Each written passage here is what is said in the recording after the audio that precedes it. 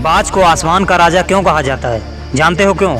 क्योंकि बाज को आसमान का किंग बनने की कीमत चुकानी पड़ती है। इस दुनिया में ऐसे ही कोई बादशाह नहीं बनता, सबको कीमत चुकानी पड़ती है, फिर चाहे वो आसमान का बादशाह बाज ही क्यों ना हो। बाज जब अपनी आधी ज़िंदगी जी लेता है तब उसके पंजे बड़े हो जाते हैं, वो शिकार को दबोच नहीं पाते हैं। उसके पंख इतने भारी हो जाते हैं जिससे वो आसमान में ऊंचा उड़ नहीं पाता। उसकी चोंच ज़्यादा मुड़ जाती है जिससे वो शिकार को चीर फाड़ कर खा नहीं पाता। अब होती है आसमान के बादशाह की अग्नि परीक्षा। अब उसके पास दो रास्ते हैं। पहला, वह हालातों को स्वीकार ले और मर जाए। दूसरा, वह मौत से बदतर दर्द से गुजरने को तैयार हो जाए। और बाज दूसरा रास्ता चुनता है।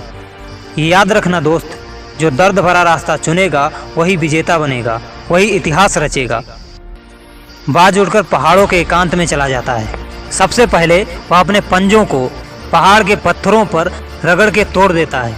आप महसूस नहीं कर सकते कितना दर्द हुआ होगा। और ये तो बस शुरुआत है। उसके बाद बाज अपनी मुड़ी हुई चोंच से अपने पंखों को उखाड़ कर फेंकना शुरू करता है जब तक सारे पंख उखड़ नहीं जाते।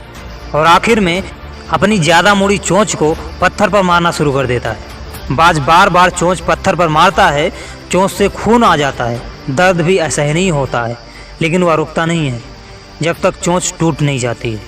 अभी दर्द और परीक्षा का सिलसिला ख़त्म नहीं हुआ है। उसके बाद पंख ना होने की वजह से उड़ नहीं पाता है। पंजे और चोंच टूटे होने की वजह से वह कुछ खा नहीं पाता है, इसलिए वह कई हफ्तों तक भूखा रहता है।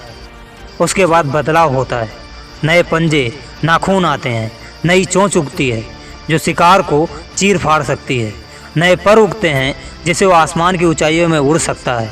तब जाकर बाज 30 साल और जीता है और आसमान का बादशाह कहलाता है। आपको क्या लगता है, कामयाबी के लिए तुम्हें कीमत चुकानी नहीं पड़ेगी? तुम्हें दर्द नहीं सहना पड़ेगा। तुम्हें दर्द का रास्ता चुनना पड़ेगा। रात को पढ़ने में दर्द होता है, मेहनत करते करते डिप्रेशन हो जाता है, घर से बाहर पढ़ाई के लिए ना जाने किन किन हालातों से गुजरना पड़ता है, अपने सपनों के लिए दुनिया के सामने मजाक बनना पड़ता है, अपनी ज़िंदगी तक को दांव पर लगाना पड़ता है। और आपको ये सब करना पड़ेगा।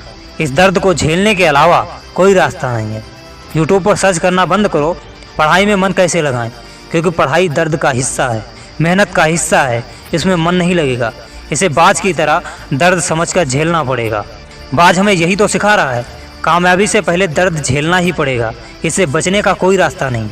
इसलिए आसान रास्ता ढूंढना बंद करो मेरे भाई, और अपने सपनों पर जान झोंक दो और खुद को साबित करो कि तुम कामयाबी के हकदार हो।